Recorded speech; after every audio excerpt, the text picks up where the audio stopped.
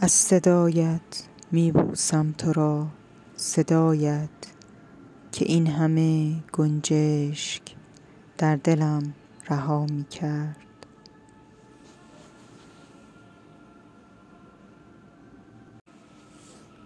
غمگین که میشوی مه از تمام دره‌های جهان سوی خانه ما میآید. یک لحظه پشت پنجره میایستد و بعد آرام آرام اتاق، آشپزخانه، میز و ما همه محاصره میشویم در رطوبت مه و بعد باران قطره قطره به پای تو می افتد. حالا تمام خانه انگار روی آب می رود. تا روز 7 خلقت باید پرده ها را کنار بزنم. شاید فردا روز آفتابی خوبی باشد.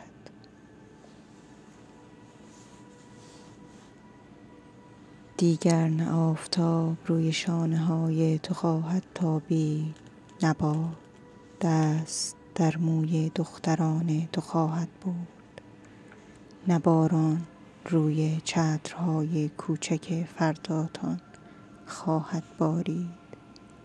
اما هر روز صبح همچنان اتوبوس ها پر و خالی خواهند شد. از کودکانی کیف به دست، کارگرانی با بخچه های کوچک،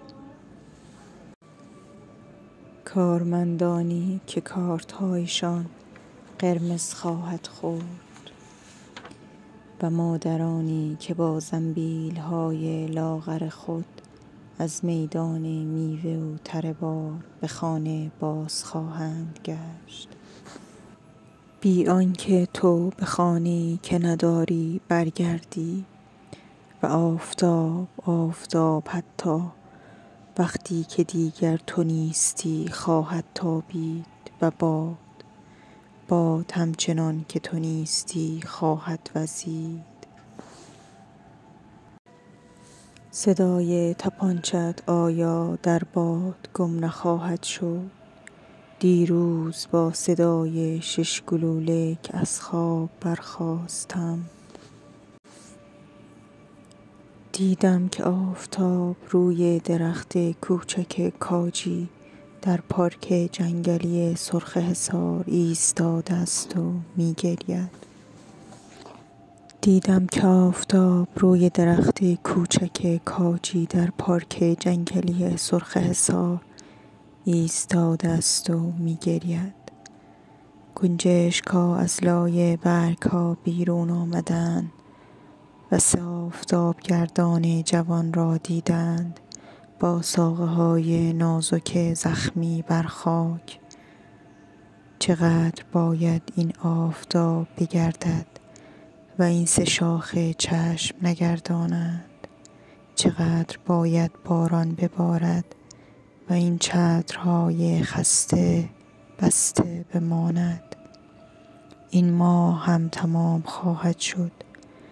ما جیب‌هایمان را خواهیم گشت، سری تکان خواهیم داد و ماه تازه را مثل یک کتاب کهنه برای بار نمیدانم چندم دست خواهیم گرفت. اتوبوس ها همچنان پر و خالی خواهند شد و آفتاب و باران و باد. صدای رو لرت اما این ماه را چقدر تلخ کرده است. چرا؟ مگر همین اتفاقهای ساده برای ایستادن کافی نیست؟ مگر همین آفتاب، همین باران، همین باد نمی توانست رؤیای دختران تو را نیز پر کند؟ دیگر نه آفتاب نه باران، تنها صدای 6 گلوله که در باد.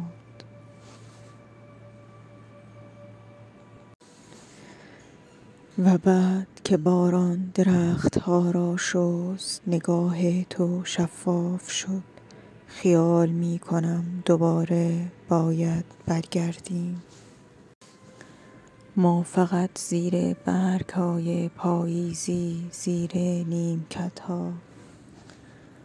ما فقط زیر برگ‌های پاییزی، زیر نیمکت‌ها و شاید زیر تخت خواب مسافرخانه‌ای که صنوبری پشت پنجره‌اش بود و لابلای چمدان‌های قدیمیمان را خواهیم گشت.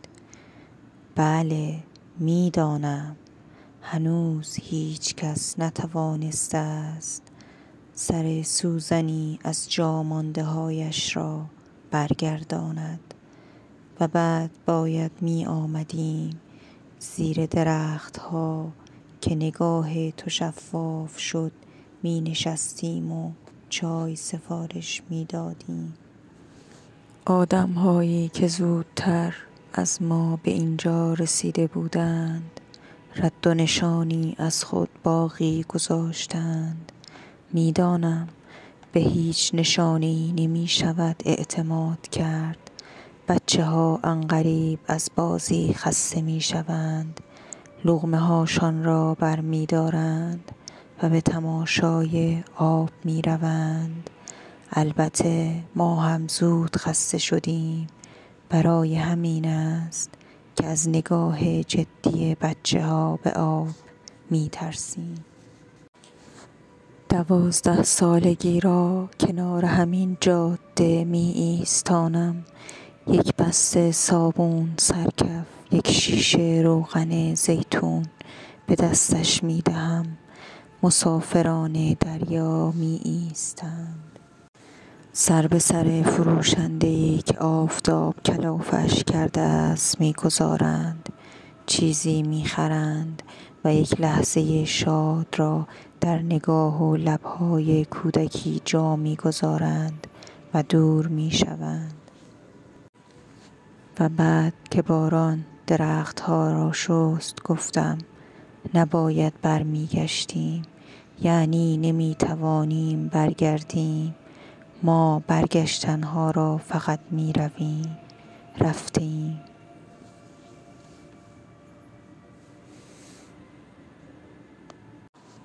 به شانه‌ام زدی که تنهاییم را تکانده باشی. به چه دل خوش کرده ای تکاندن برف از روی شانه‌های آدم برفی.